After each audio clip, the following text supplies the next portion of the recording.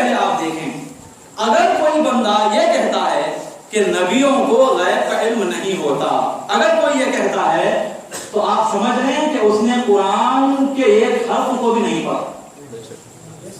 اگر کوئی کہتا ہے، جذبات میں نہیں کہہ رہا، میں دلائل پیش کروں گا آپ کے سامنے، اگر کوئی یہ کہتا کہ نبیوں کو غیب کا علم نہیں ہوتا، غیب صرف اللہ ہی جانتا ہے، اللہ کے سوا کوئی غیب نہیں جانتا، اگر کوئی یہ کہتا ہے تو آپ سمجھ رہے ہیں کہ وہ قرآن کے ایک حرف کو بھی نہیں پڑھا۔ سمجھنا تو دور کی بات، سمجھانا تو دور کی بات، پڑھا نہیں اس نے۔ اب وہ دلائل پیش کرتے، کیا حضرت لوگوں کے سامنے بول رہے آپ علم غیب میں بول کر، دیکھو میں آیت پڑھتا ہوں آپ کے سامنے جس میں کہتا اللہ کے علم غیب کسی کو نہیں دیتا، میں نے کہا پڑھو کیا آیت ہے، تو اب وہ دلائل اپنے دلائل پیش کرے گا علم غیب میں نہیں ہونے کے دلائل کیا؟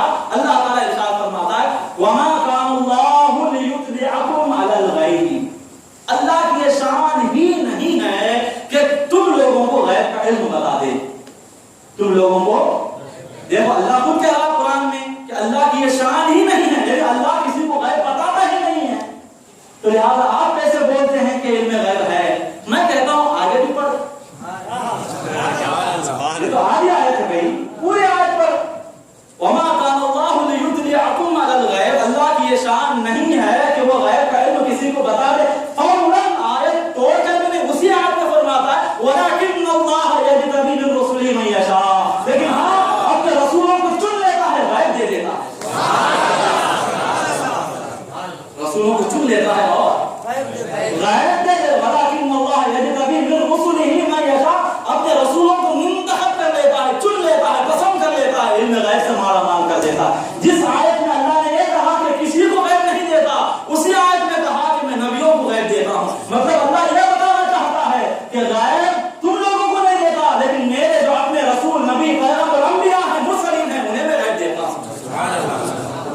اب یہاں پر ایک نقطہ ہے، کیا ہے نقطہ ہے، اس پوری آیت کو جب آپ شروع سے پڑھیں گے، یہ آیت کے درمیان کا حصہ ہے، وَمَا كَانَ اللَّهُ لِيُطْلِعَكُمْ عَلَى الْغَيْبِ، یہ آیت کا درمیانی حصہ، اب شروع سے لے کر آخری تک پڑھیں گے، آپ اس آیت کو بڑے لطف آئیں گے، بڑے مزے آئیں گے، سنیں گے آپ۔ اب شروع سے آیت اللہ یوں فرماتا ہے مَا كَانَ اللَّهُ لِيَذَرَ الْمُؤْمِنِينَ عَلَى مَا أَنْتُمْ عَلَيْهِ، اے مومنوں خدا کی یہ شان نہیں ہے کہ مومنوں کو ان کے اس حال پر چھوڑے رکھے جس پر تم ابھی ہو۔ مطلب کیا اس کا؟ ترجمہ بھی سمجھ نہیں آیا، مفہوم سمجھانے کی کوشش کرتا ہوں۔ دیکھیں آقا علیہ السلام کے دور میں جب آقا مدینہ منورہ آئے، کہاں آئے؟ مدینہ منورہ تشریف لائے، تو وہاں منافقین بھی تھے۔ کون تھے؟ منافقین بولے تو کون؟ اذا لقوا الذين امنوا قالوا آمنا واذا خلوا الى شياطينهم قالوا انا معكم انما نحن مستهزئون، یہ منافق ہیں، یعنی ایمان والوں کے پاس جاتے ہیں تو کہتے ہیں میں بھی ایمان والا، میں بھی کلمہ پڑھنے والا، میں بھی عاشق رسول، میں بھی نمازی، حاجی، غازی، متقی، پرہیزگار میں بھی ہوں۔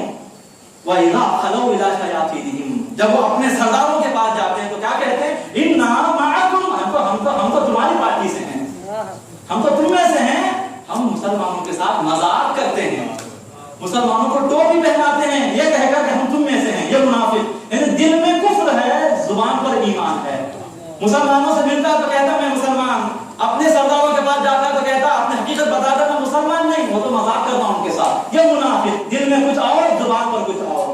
یہ آقا کے زمانے میں تھے۔ تو وہ کیا تھا دور؟ آقا علیہ السلام کے صحابہ جو تھے ان کے ساتھ منافقین ملے رہتے تھے، ان کے ساتھ اب جو کچھ باتیں ہوتی مسلمانوں میں سب سنتے، اور ان کی جو سازشیں ہوتی، ان کی جو پلاننگز ہوتی، ان کی جو بھی ترکیبیں تدبیریں بنتی، وہ تمام لے جا کر اپنے سرداروں کو بتا دیتے، اور اس طریقے سے مسلمانوں کو تکلیف پہنچا دیتے، اندر رہ کر آستین کا سانپ بن کر۔ آج بھی جو ہے نا، ہوتے ہیں آج بھی، ہر معاشرے میں، ہر بستی میں ہوتے ہیں، سامنے ہو کیا کیا کیا کیا، سامنے جا کے مار سامنے کچھ اور پیچھے کچھ، آستین کا سانپ۔ وہ دور میں بہت پہلے سے سلسلہ آ رہا ہے، آپ نہیں، وہ پہلے سے ہیں۔